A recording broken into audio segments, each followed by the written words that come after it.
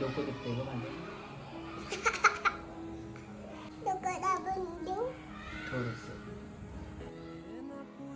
मला वाटेल बाबा मला वाटेल दाब दाखव.